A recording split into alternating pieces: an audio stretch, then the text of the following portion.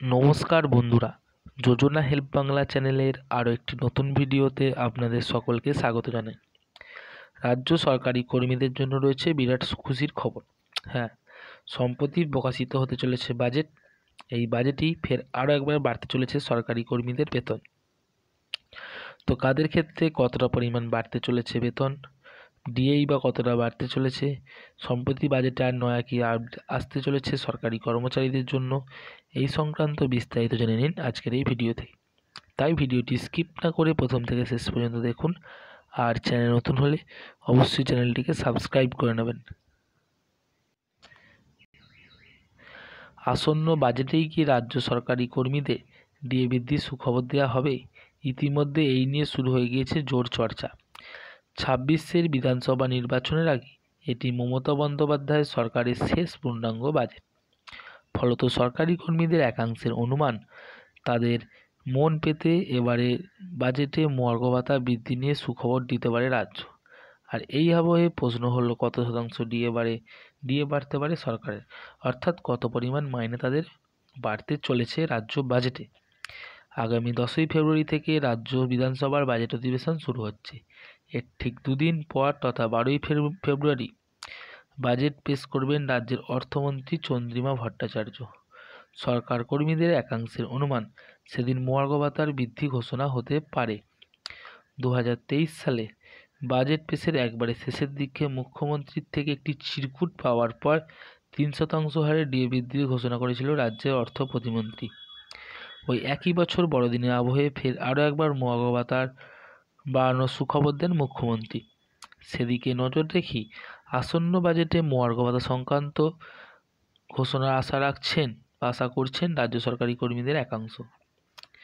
দীর্ঘদিন ধরেই ডিএ সংক্রান্ত নানা দাবি দাওয়ায় সরব রাজ্য সরকারি কর্মীদের একটি অংশ। এই বিষয়ে অবগত মুখ্যমন্ত্রী নিজেও। আগামী বছর আবার রাজ্য বিধানসভা ভোট, নির্বাচনের কাজে সরকারি কর্মীদের গুরুত্বপূর্ণ ভূমিকা থাকে। তাই সব দিকে নজর রেখে বাজেট অধিবেশন শুরু হওয়ার আগে ডিএ নিয়ে অঙ্ক কষতে শুরু করেছেন অর্থ দপ্তরের শীর্ষ আধিকারিকরা। একটি সর্বভারতীয় সংবাদ মাধ্যমের প্রতিবেদন থেকে এমনটাই জানা যাচ্ছে।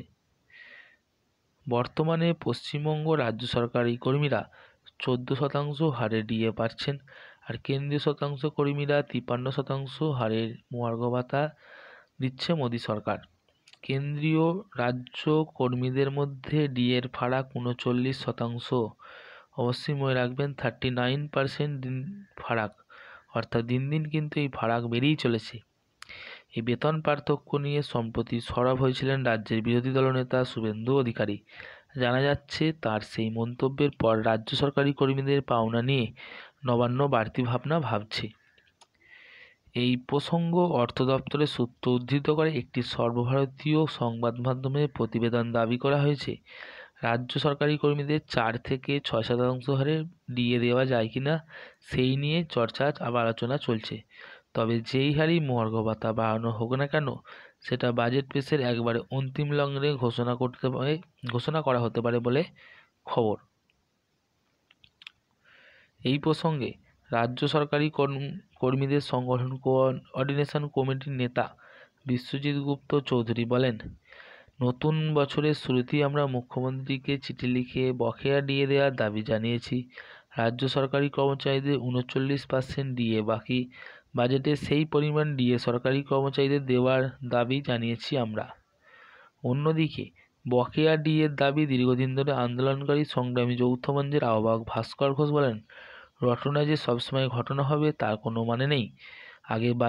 আগে রাজ্য সরকার সরকারি কর্মীদের পূর্ণাঙ্গ বকেয়া ডিএ মিটিয়ে দিক, তারপরে না হয় এই বিষয়ে মন্তব্য করা যাবে। তবে গত বছর মুখ্যমন্ত্রী নিজেই জানিয়েছিলেন যে রাজ্যে 5.5 লক্ষের অধিক সরকারি শূন্যপদ রয়েছে, সেই বিষয়েও নিজেদের অবস্থান স্পষ্ট করুক সরকার। তো বন্ধুরা, এই ছিল সরকারি কর্মীদের বেতন বৃদ্ধি সংক্রান্ত আপডেট। অর্থাৎ আশা করা যাচ্ছে এই বছরের বাজেটে সরকারি কর্মীদের 4 থেকে 6% হারে ডিএ বাড়লেও বাড়তে পারে, অর্থাৎ তাদের বেতন বৃদ্ধি হতে পারে বলে এমনটাই আশা করা যাচ্ছে। যেহেতু সামনে বিধানসভা ভোট, আশা করা যায় তাদের বেতন বৃদ্ধি হতে চলেছে। তো এই ছিল নয়া আপডেট। যদি ভিডিওটি ভালো লাগে অবশ্যই চ্যানেলটিকে সাবস্ক্রাইব করে নেবেন এবং পাশে থাকবেন। ধন্যবাদ।